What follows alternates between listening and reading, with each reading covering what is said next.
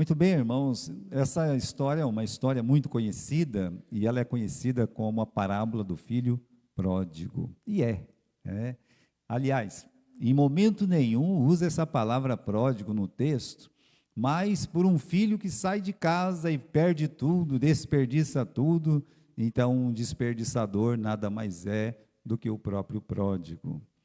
Uma história, meus irmãos, muito comovente, daquele filho que olha para o pai dele e diz: pai, me dá a parte da herança que me pertence. E o pai, mesmo com o coração triste, pesaroso, e ele vai lá, ele dá a parte da herança que cabe ao filho, e o filho pega todo aquele dinheiro, toda aquela vultuosa, herança, e vai para uma terra distante, ou seja, o mais longe possível que ele pudesse estar da sua família, da sua casa, do seu lar, dos irmãos. Então ele vai para longe.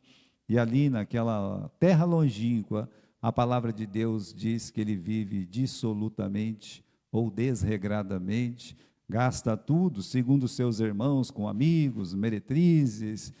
A palavra de Deus diz que ele gastou tudo, tudo, tudo. E aí veio uma fome naquela terra e ele descobriu que ele não tinha nada, e a próxima descoberta foi que ninguém lhe dava nada.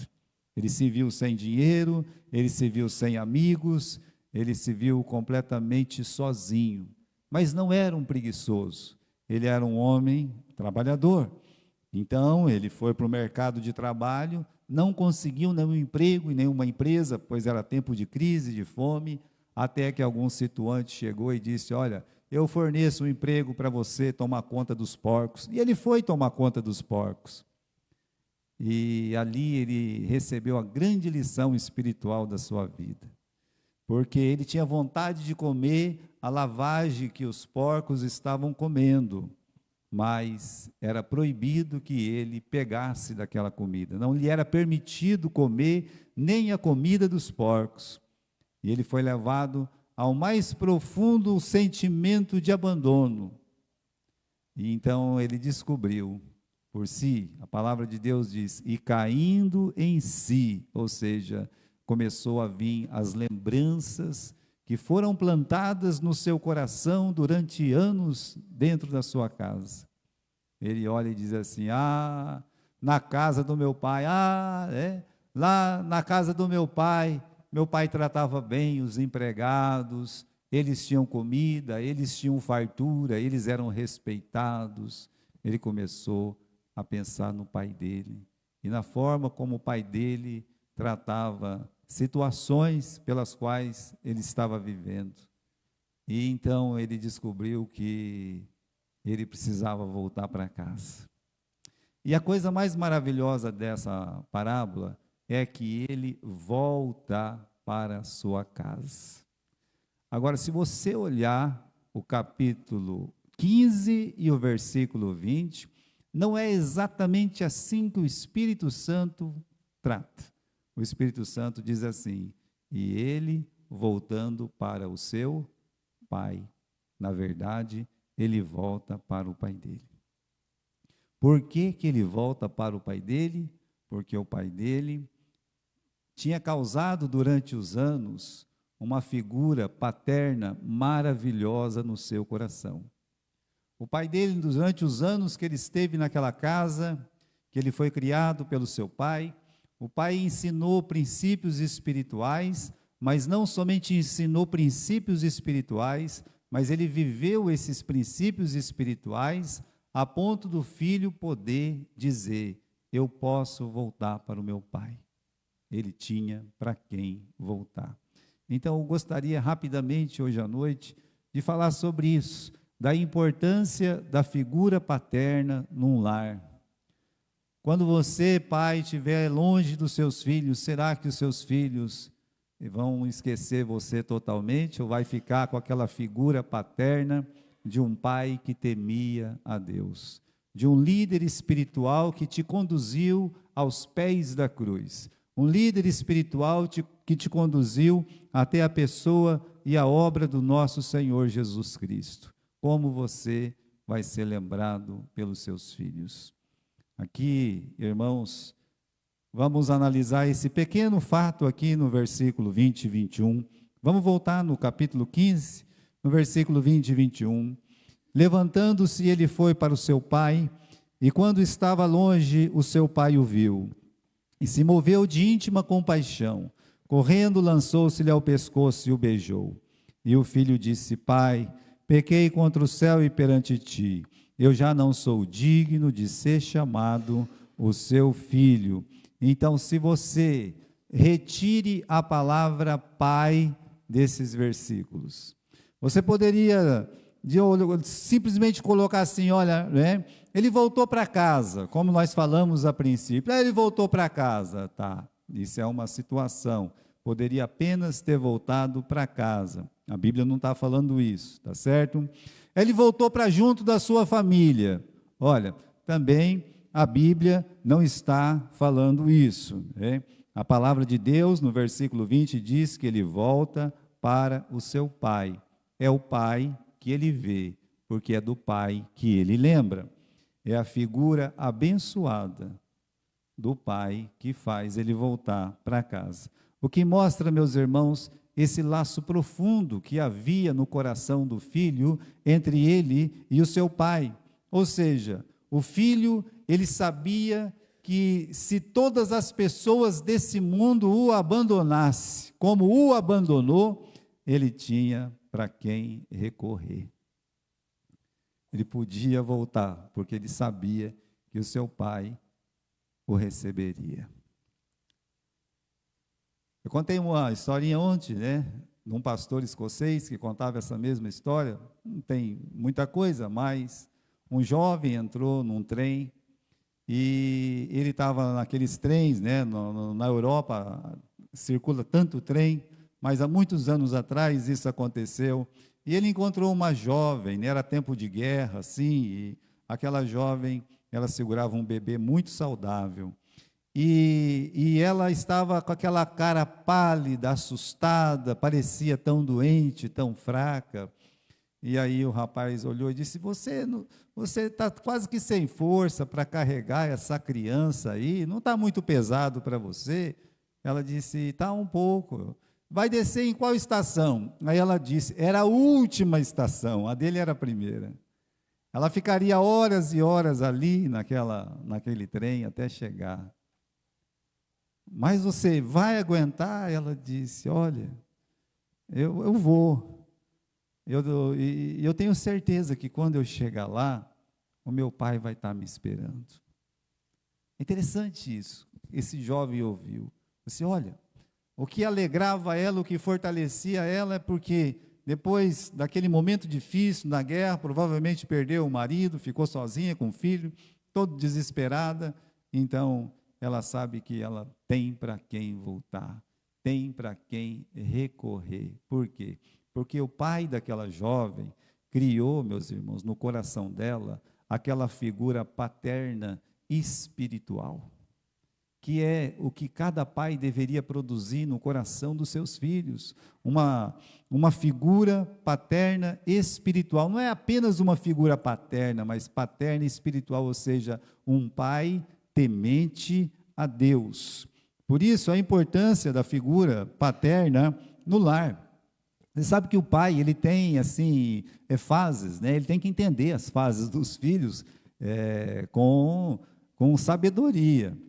Inclusive, né, acho que foi essa semana, a Lara foi almoçar em casa lá, e estava lá a Maria Lídia, e estava mexendo nos papéis, acho que a Valéria, né, caçou lá, eu até ia trazer alguma coisa aqui, né, mas depois eu disse, né, mas assim, quando as crianças é pequenininho, começa a fazer um monte de desenho, mandando no Dia dos Pais para você. Acho que todos os pais receberam aqueles desenhos. Então a Valéria guarda e está lá, da Lara quando era pequena, do Felipe quando era pequeno. Então você tem aqueles desenhinhos, né? E você tem lá a mãe, o pai, né? As crianças, que nem o da Lara tinha eu, a Valéria, ela, Maria Lídia do lado. E acho que ela brigava muito com o Felipe, porque ela colocou o Felipe lá no fundo, lá, que quase que não aparecia o Felipe, né? Então o Felipe tinha que adivinhar que era o Felipe que estava lá, tadinho, né? Mas era assim, é o tempo deles, né? De dizer assim, pai, te amo e tal, né? As do Felipe tinha tudo, de Felipe tinha um distintivo de São Paulo desse tamanho, que era maior do que, né? E tal, mas é tudo tricolor, né, pai? Eu falava, meu filho, não é tudo tricolor, é tudo sofredor, né? E aí, da Maria Lídia da mesma forma. Então, você vê que nessa época, quando eles são pequenos, o pai é o herói, né? O pai é, sabe, é aquela figura que eles querem apresentar e corre para o pai e tudo mais, mas isso dura muito pouco. Porque vai criando uma idade, né? Vai ficando jovenzinho, adolescente, jovenzinho. Eu não tive muito problema com isso, com a graça de Deus, mas quantos pais reclamam, né? Meu filho acha que eu não sei nada, que eu não sabe de nada, e quer fazer o que quer, a gente vai falar alguma coisa, não aceita. É aquela idade, sabe? É a idade aqui, ó, do pródigo, sabe? A idade que o pródigo acha que o pai dele não sabe nada e que ele sabe de tudo. Que o pai dele não sabe aproveitar a vida, ele sim vai saber aproveitar a vida. Que o pai dele está perdendo tempo naquele sítio, ele sim vai fazer as coisas acontecer quando ele sair daquele sítio. Então, tem essa fase. Mas aí o filho casa. Começa o filho a ficar doente, a esposa ficar doente, ter problemas, tem que pagar água, tem que pagar luz, tem que pagar um monte de coisa. Aí descobre que o pai não era tão ruim assim. Era uma luta, hein? Mas aí o pai vai ficando velho, e ele já tão maduro, né? Ele já começa a se aproximar cada vez mais do pai, se mora perto, principalmente. E aí, depois que o pai morre, ele fala, que saudade do meu pai, não é assim? São círculos que a vida dá para a gente. Eu, como filho, eu passei por isso. E hoje, né, a gente passa como pai, e com certeza todos os pais sabem do que eu estou falando. Então, meus irmãos, a primeira coisa que a gente aprende aqui, olha aí no capítulo 15, versículo 11, a primeira coisa é que esse pai tinha 2 filhos, e ao classificá-los, o Espírito Santo faz certeza de ser o mais simples possível, ou seja, o mais natural possível, como é um pai. Então não fala assim, olha, esse homem tinha 2 filhos, um era bonito, o outro era feio. Olha, um era rico, o outro era pobre. Um era muito inteligente, o outro não era tanto. Né? Não, a palavra de Deus não está dizendo isso. A palavra de Deus apenas diz que eram 2 filhos, e ao classificá-los diz, o mais novo e o filho o mais velho. Porque é assim que um pai espiritual vê os seus filhos. Para ele, olha, tem esse que a pessoa fala, aquele é mais bonito que aquele. Vai falar isso para uma mãe, não é? Vai falar, esse é muito mais forte financeiramente. Vai falar isso para um pai, para uma mãe que teme ao Senhor. Porque para o pai e para a mãe é assim, é o mais velho, é o mais novo, o amor é o mesmo, a atenção deve ser a mesma. Sempre que isso não acontece, dá um piripaque como do Jacó, de querer dar preferência para um em relação ao outro, sempre vai dar um problema maior lá na frente. Mas a palavra de Deus apresenta com muita simplicidade, olha, o mais novo e o mais velho, como deve ser os filhos de um pai quando ele está em casa, né? Os filhos, eles podem até ser parecidos, mas eles não são iguais, né? O mais novo aqui da nossa história é o filho falante, é o filho atrevido, é o filho impetuoso, sabe? Mas também é o filho que se arrepende, é o filho que chora, é o filho que está ali, sabe? Ele é mais quente. Já o mais velho, ele é mais gelado, né? Não quer dizer que ele é pior que o outro, é que a natureza é diferente. Mais quietão, sabe? Mais emburrado, meio teimosão e tal, mas enquanto um está dentro de casa, o outro está fora, enquanto o outro está fora, o outro está, né, tá dentro. Essa história é assim, ou seja, apresenta para nós uma família maravilhosa e perfeita. Filhos perfeitos como nós temos em casa. Se um dia você pensa, esses 2 aí, um tem ciúme do outro, aqui também tinha. Né? Você está vendo aqui que nessa nossa história também tinha. Mas nada de um absurdo, por quê? Filhos. Então, a primeira coisa que o Espírito Santo apresenta é que esse pai, ele tinha 2 filhos. E aí, meus irmãos, aparece a segunda coisa. No capítulo 15, versículo 12, fala do mais novo, né, que pede os bens, a sua fazenda e tal. Mas lá no versículo 29, quando o filho mais velho não quer entrar em casa, porque está bravo que o pai recebeu bem o irmão mais novo, ele cita uma frase aqui, Ele diz aqui no versículo 29, lá no meio: olha, pai, eu te sirvo há tantos anos, e sem nunca ter transgredido os seus mandamentos. Olha o que ele está dizendo aí. Na tradução da Ana Flávia, hoje na nossa classe, foi dito assim: pai, eu nunca desobedeci às suas ordens. Sabe por quê? Porque esse pai aqui, meus irmãos, é um pai, ele é um líder do seu lar, ou seja, esse pai realmente era o chefe da família, como todos os pais devem ser. Todos os pais. O lar, ele precisa de um líder. Não esqueça disso. Ah, só é eu, a minha esposa, só é você, a sua esposa, precisa de um líder esse lar. Quem que é o líder? Para Deus, o homem é a cabeça da esposa, o marido é a cabeça da esposa. Você é o líder da sua casa. Ah, tem o marido, a esposa, um filho ou mais, então você continua sendo a cabeça da esposa e aí o chefe da sua família. A mulher espiritual entende perfeitamente isso. Agora, é o homem que tem que entender. Eu tenho descoberto que as mulheres não têm problema nenhum em descobrir isso aí. A maioria das mulheres não tem problema nenhum. Quem tem problema é o homem. É o homem que tem medo de assumir a sua posição de líder espiritual da sua casa. Ele é que tem. Então, aqui, meus irmãos, qualquer instituição que não tem líder, vai falir. Se você pega uma empresa, se a liderança for ruim, fraca, vai falir, vai à falência. Um país como o nosso vai à falência. Agora, uma família da mesma forma. A família precisa, carece de um líder, e Deus deu essa responsabilidade para o pai, para o chefe da família. Mas, como eu disse, não basta ser um líder, é preciso ser um líder espiritual. E o que é um líder espiritual? Já pararam para pensar o que é um líder espiritual? Como é que uma pessoa começa a ser líder espiritual na casa dele?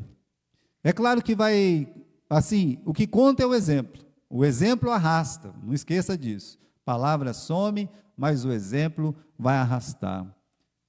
Primeiro, meus irmãos, é o desejo que ele deve ter de ser o líder da sua família, de assumir a sua posição de líder, essa responsabilidade. Aí você tem uma pessoa lá no Velho Testamento como Josué, e é um versículo que todos nós conhecemos.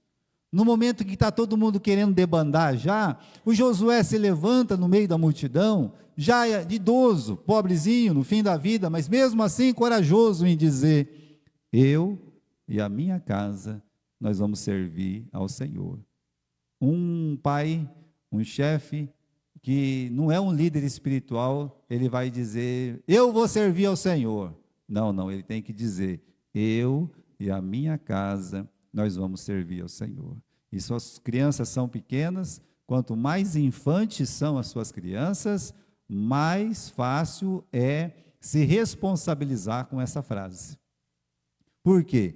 Porque você tomando essa responsabilidade, eu e a minha casa vamos servir ao Senhor. Quando você toma essa decisão, a sua família vai atrás de você, os seus filhos vão te seguir.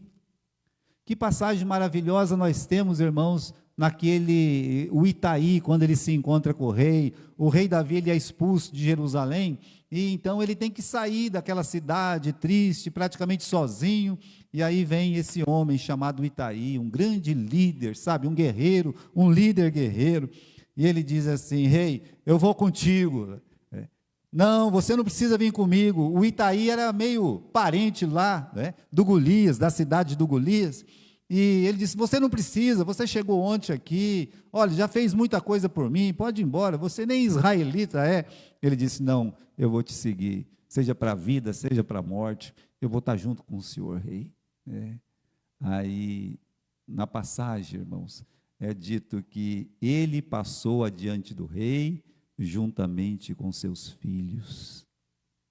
E essa imagem sempre me comoveu, porque eu ficava tentando me colocar, logo quando eu ainda, meus irmãos, fazia o seminário e fazia esses estudos da vida do Davi, eu ficava imaginando aquele homem, sabe, seguindo o rei, e a palavra de Deus diz que ele levou a família todinha dele. Vamos dizer que ele tinha criança pequena, e criança pequena, você sabe como é que é, criança pequena fala cada coisa. Então, um irmãozinho olha para o outro, ué, nós estamos saindo de casa? É, nós estamos saindo de casa, né? E nós estamos indo para onde?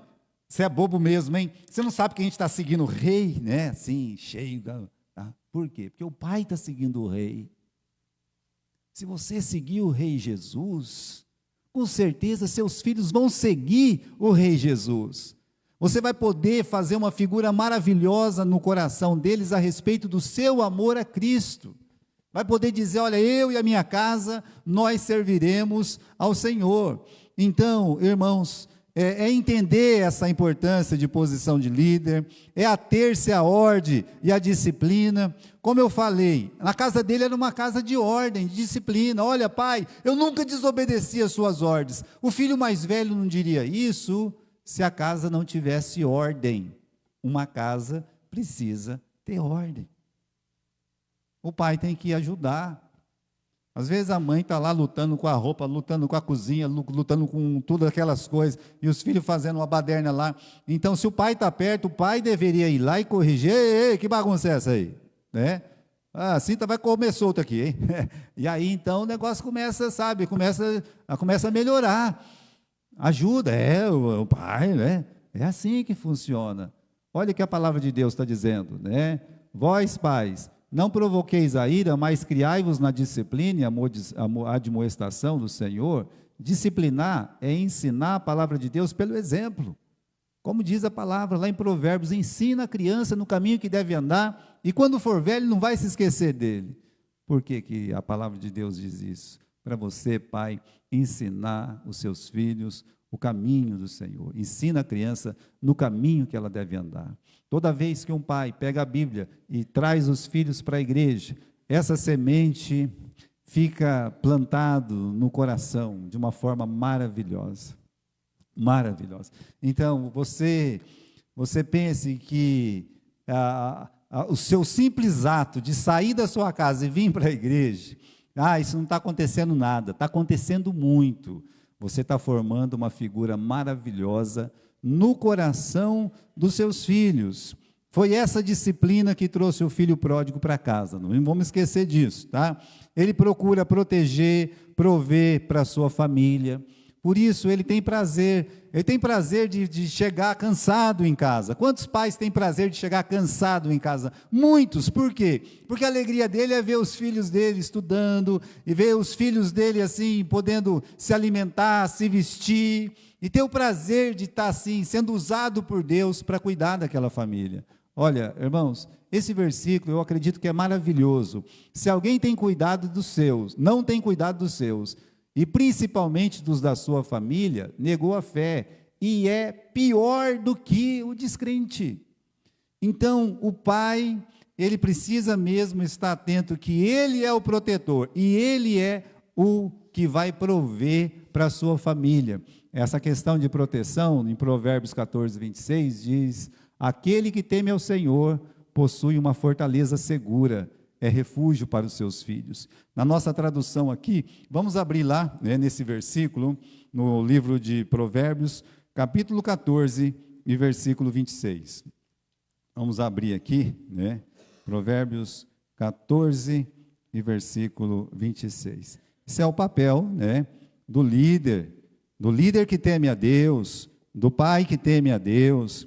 Então, você tem aqui, em Provérbios 14, 26, eu vou ler, diz assim, no temor do Senhor, há firme confiança, e ele será um refúgio para os seus filhos. O que essa palavra está querendo dizer? Que um homem que teme a Deus, ele acaba sendo assim usado por Deus como um refúgio para os seus filhos. E isso é colocado de uma forma bem clara na parábola do filho pródigo. Aquele refúgio, eu tenho para quem voltar. E continuando, irmãos, uma outra coisa que esse líder espiritual ele faz, ele demonstra amor de uma forma ativa. O que é isso? É demonstrar amor não apenas com palavras, mas demonstrar amor com ações. Se você olhar que esse pai aí no versículo 20, 21, quando o filho volta para casa, o pai avista ele de longe. Quantos pais esquecem de demonstrar o amor, assim, com palavras, e demonstrar o amor em gestos. O filho está voltando, está fedendo, está uma carniça, cheirando lavagem, cabelo despenteado, talvez quantas vezes não cortava o cabelo, quantas vezes aquele menino não fazia barba. Às vezes eu vejo um jovem, né, que eu conheci ele quando ele não estava sob o efeito dos entorpecentes. A gente passa ali, eu pego a Maria Lídia sempre, e ele é um jovem bonito, irmãos. Só que ele está completamente desfigurado, seja pelo cabelo, seja pela barba, seja pelas roupas que ele veste. Então eu imagino que esse menino estava bem pior, porque de anos ele estava daquele jeito, ele volta para a casa dele. O pai poderia olhar e dizer: eu não estou nem aí não, ele está colhendo o que ele plantou. Eu disse, está certo. Mas essa será a atitude de um pai que teme a Deus? A atitude de um pai que teme a Deus não foi o filho que viu ele, foi ele que viu o filho. É só você ler o versículo 20. E vendo-o de longe, correu para ele, não foi o filho que correu, porque o filho provavelmente, envergonhado daquela situação, a perna trava, o corpo trava, tudo trava, e ele fica quieto ali, mas ele tem um pai espiritual. E o pai espiritual corre e o abraça. Aquele filho fedorento que ninguém neste mundo queria, desprezado, abandonado de todos. Lembre-se, está escrito aí, ninguém lhe dava nada, não é só dinheiro e nem só comida, era afago, era amor, era carinho, era atenção, era uma palavra de conforto, ninguém lhe dava nada. Agora esse pai, ele vai, ele corre, ele abraça, ele beija, e o filho confessa o seu pecado. E depois que o filho confessa o seu pecado, ele diz: hoje é dia de festa nessa casa. Então, ele mostra o amor dele em gestos e mostra o amor em palavras. Ah, eu amo meu filho, mas em gestos, você tem demonstrado esse amor pelo seu filho, pela sua filha? Você tem feito isso? Ele abraça, olha o mais velho, irmãos, o mais velho é aquele carrancudo que não quer entrar em casa. Chegou a notícia: ó, seu filho está lá, hein? Não quer entrar em casa não. Ele, conhecendo o coração do filho mais novo, mais velho, sabendo que aquele coração lá é um coração assim, sabe, meio rancorosinho, então ele vai lá e no final, meus irmãos, ele trata o filho: olha, meu filho, o que é meu é teu, vamos entrar, meu filho, é dia de festa hoje. Veja que, de todas as formas, ele leva os seus filhos a entender a importância de uma família feliz, e abençoada. Olha, o pai temente a Deus sabe discernir todas as fases do seu filho. Como eu falei, uma criança pequena precisa de correção. Se você deixar a sua criança abandonada a bagunças, o que vai acontecer? A Bíblia diz que você não ama o seu filho. Isso parece amor, mas não é amor. Olha, o que retém a vara aborrece o seu filho, mas o que o ama, cedo disciplina. Provérbios capítulo 13, versículo 24. Então o pai, ele precisa, junto com a mãe, disciplinar o filho. Então a Bíblia ensina que Deus corrija quem ama, como o pai disciplina o seu filho porque ama também. Você encontra isso no livro de Hebreus. Vai saber discernir os lapsos da mocidade. Veja, irmãos, eu falei para vocês que o filho mais novo estava naquela crise que ele sabia tudo e o pai não sabia nada. E são coisas que a mocidade faz. Foi embora, pegou todo o dinheiro, gastou todo o dinheiro. Olha, esse menino gastou todo o dinheiro. É verdade. Agora pense bem, vamos dizer que você é o jovem que está voltando. E aí você está voltando, você está pensando assim: quando eu chegar lá, mas o meu pai vai falar tanto no meu ouvido, vai acabar comigo, vai destruir, eu não vou nem voltar, né? Não vou nem voltar. Quer saber? Eu não volto. não foi isso que ele pensou. Por que será? Porque seu pai, ele se comportava sempre de uma forma espiritual. E aí, quando esse menino está voltando, e o pai, olha, que silêncio maravilhoso o do pai. Depois a gente vai falar disso, tá?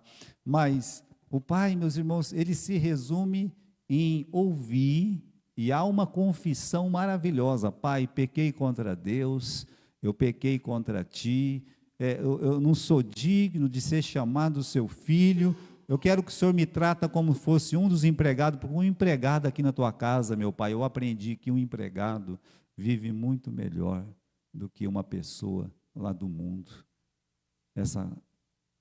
Essa sua casa é uma casa maravilhosa, pai. É o que ele está dizendo para o pai dele. Então, irmãos, ele tem que discernir esses lapsos da mocidade. Os jovens são que nem cavalo, a Bíblia diz isso, né? E os cavalos são fortes, mas eles não pensam muito.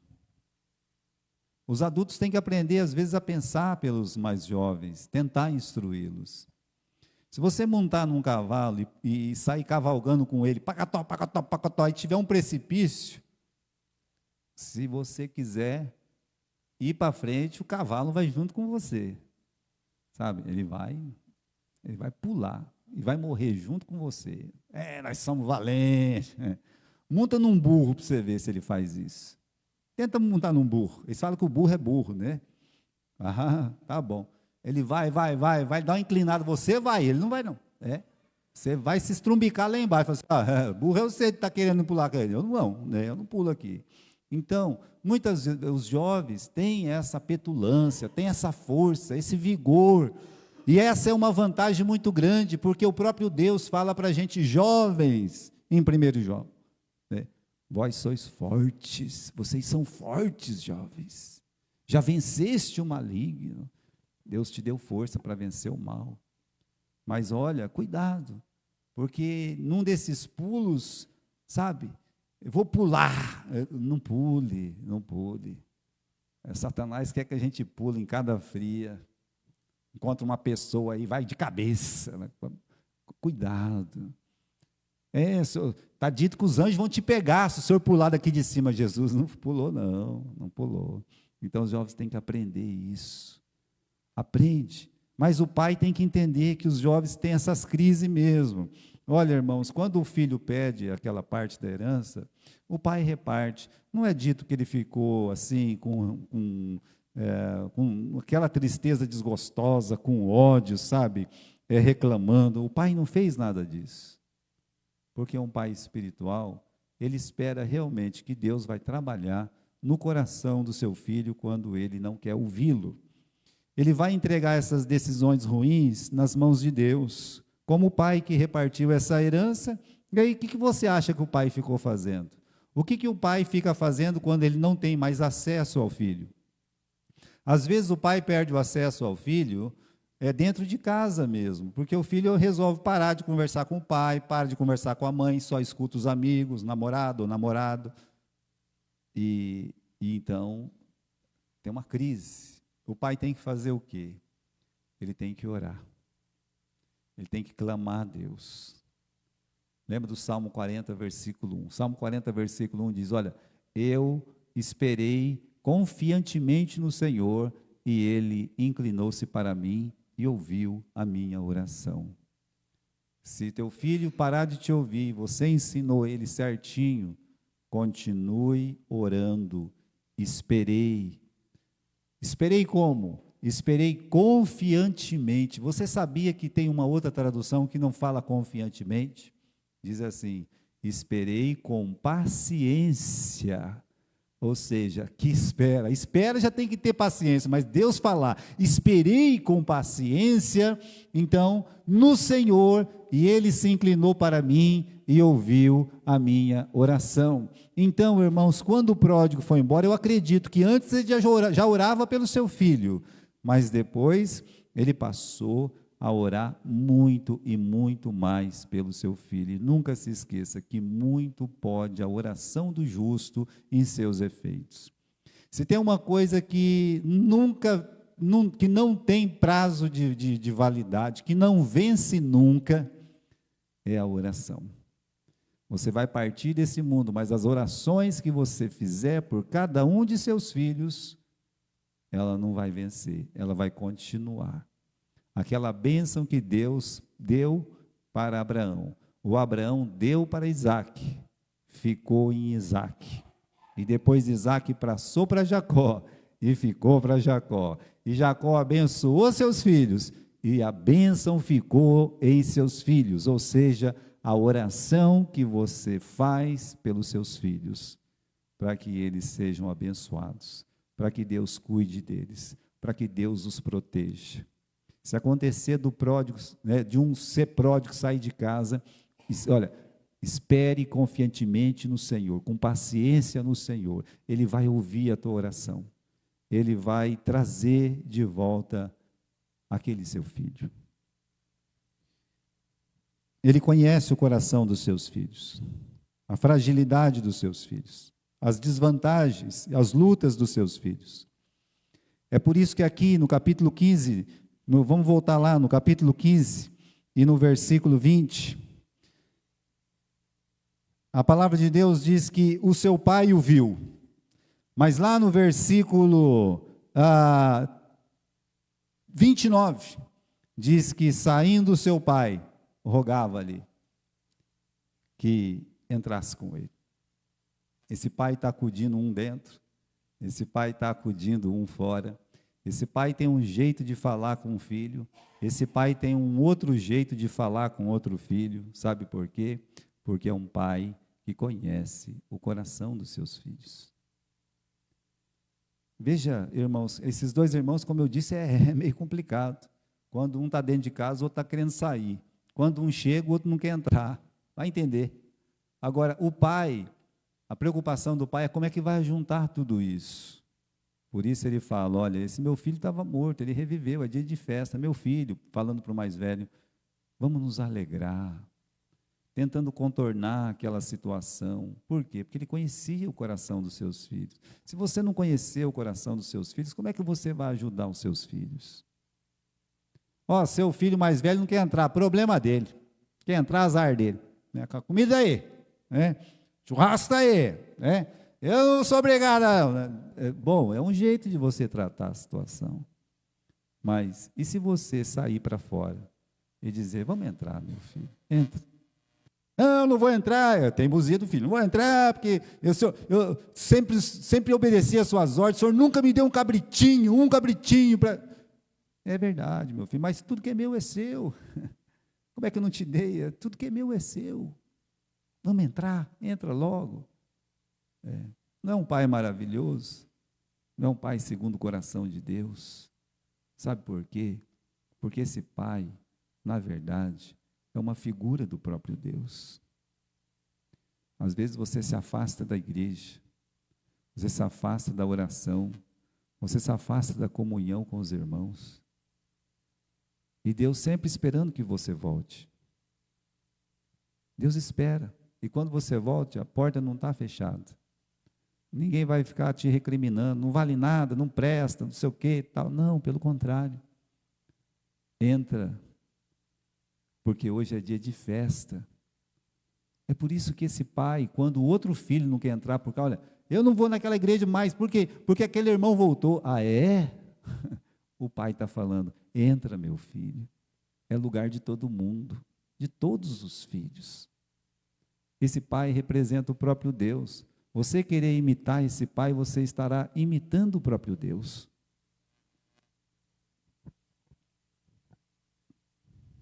Ele nota o arrependimento do mais novo, nota os ciúmes do mais velho. E ele não tensiona uma situação adversa. A forma que esse pai se comporta nesse momento de crise, ou a forma que um pai ele se comporta em momentos de crise dentro de casa, com filhos, com a família, conta muito. Como eu disse, o filho chegou fedorento daquele jeito. O pai poderia dizer, não te falei, imprestável. Cadê o dinheiro que eu te dei? A primeira coisa que um pai que só pensa em dinheiro. Cadê o dinheiro que eu te dei? Ô pai, eu perdi tudo. Então vai lá, volta para o mundo. Volta para lá. O dia que você tiver o dinheiro que eu te dei, você volta para casa. Imundo. Ele poderia. Poderia, enquanto o menino está falando alguma coisa, chamar a atenção de uma forma rude, rigorosa, estúpida, mas ele não fez, porque Deus não faz isso conosco. E aqui, meus irmãos, olha o silêncio do pai quando o filho volta. Ele beija, ele abraça, e ele poderia, pelo menos, tratar o filho como empregado. Vou fazer o que você falou. Você quer ser tratado como empregado? Beleza. Traz uma roupa um pouco mais limpa com ele, dá uma escovada nele aí, e amanhã mesmo pega na enxada aí, quando sair a carroça, você monta atrás, vai lá e tal. E na hora de comer, você come lá com o pessoal aí e tal. Não. É anel no dedo, é sandália nos pés, é uma roupa nova, é uma festa. É uma alegria profunda, grande. E é assim que ele faz. Ele não reabre feridas. A preocupação dele, irmãos, é erguer o filho. Porque o filho não tem ninguém que dá alguma coisa para ele, que seja um beijo, um carinho. Agora aqui ele encontrou um pai que fez tudo isso. Se é a casa do pai, é a minha casa também. Assim, irmãos, por mais que a gente ama, por exemplo, eu com as minhas irmãs, eu sou muito íntimo das minhas irmãs, Mas quando era o meu pai, por exemplo, na casa do meu pai, você chega, você entra, vai para o quarto, vamos não sei o quê, abre a geladeira. Que negócio que é esse, Vai à casa do pai? É minha casa. Ninguém, você nunca vai falar que é a casa, é tua casa. É assim que funciona. Naturalmente, essas coisas funcionam assim, Não tem jeito de ser diferente. É a casa do seu pai, a casa da sua mãe. É assim que funciona. É diferente. Então, quando ele volta, ele não volta para a casa de um estranho, ele volta para a casa do pai, que é o que Deus quer que todo pai seja. Esse pai que marca o coração do seu filho de uma forma espiritual. Então, meus irmãos, a mesma coisa, Ele não magoa ainda mais o mais velho. Não, ele não faz isso. A coisa que ele mais quer é o quê? É ter um lar feliz. Vamos nos alegrar. Olha como acaba o capítulo aqui, capítulo 15, veja no último versículo, ele diz assim, versículo 32, tá bom? É justo o quê? Alegrarmos, e o que mais? Então, não é só uma alegria, é uma alegria que se sobressai. É uma grande alegria. Vamos nos alegrar e nos folgar. Mas o detalhe maior desse versículo não é nem a palavra alegrar e folgar. Sabe qual que é o detalhe maior? É justo. É justo. Como pode ser justo se esse moleque saiu, fez o que fez? É justo. Se Deus diz que é justo, é justo. A alegria. O pai querendo produzir a alegria da família o tempo todo. Isso sim é uma coisa certa, é uma coisa justa. Por isso, pai, a sua figura é muito importante para os seus filhos. Foi a imagem que o filho pródigo tinha do seu pai que trouxe ele de volta para casa. Caiu em si. Assim está a palavra. Aqui no capítulo 15 e versículo 17. E caindo em si, disse: quantos empregados de meu pai. Você sabia, querido irmão, que nenhuma palavra se repete mais do que a palavra pai aí nesse texto? Não é filho, é pai. Não é casa, é pai. Conta quantas vezes está escrito pai. O pai tinha 2 filhos, o pai dá o dinheiro do mais novo, a casa do meu pai, os empregados do meu pai, voltou para o pai o viu, o pai o abraçou, o pai o beijou, o pai sai para acudir o mais velho, o pai chama os empregados e fala para trazer as coisas. Que pai, hein? por mais de 10 vezes a palavra pai aparece nesse texto. Por isso que a gente pode até chamar de a parábola da paternidade, não é verdade? Então, foi a imagem que o pródigo tinha do pai dele que fez ele voltar para casa. É o amor do pai que o atraía em todo o caminho. O amor que o pai tinha por ele, o amor que o pai tinha pela família, o amor que o pai tinha pelos seus empregados, o amor que o pai tinha por Deus, pela palavra de Deus. É isso que foi trazendo o filho cada vez mais para dentro de casa. Por isso é tão importante você colocar essas figuras no coração do seu filho. Seu filho não se esquecer que você é assim. Se ele tivesse perdido a imagem do pai, da sua memória, ele nunca teria vontade de voltar. Ou se o pai não tivesse plantado essa imagem, ele não ia ter vontade de voltar. Talvez estaria escrito, e voltou para casa. Mas não foi isso. Não é isso que nós lemos no versículo 20. Ele voltou para quem? Para o seu pai. Então, vamos terminar só com essas perguntinhas aqui, né, meus irmãos? Que marca você tem deixado no coração do seu filho? Olha aí, pai, de um homem que amava a Deus, vamos dizer que Deus te leva, seu filho vai poder dizer, olha, o meu pai amava a Deus. De um homem que amava a sua família, sua esposa, os seus filhos, os avós, porque tem isso também. Eu amo minha esposa, amo meus filhos, e a família? Eu odeio. Não, você tem que amar a todos, né? De um homem que lia e amava a palavra de Deus, de um homem que amava a casa do Senhor, tem diferença. Tem pessoas que gostam de ler a Bíblia em casa, mas não vai para a igreja.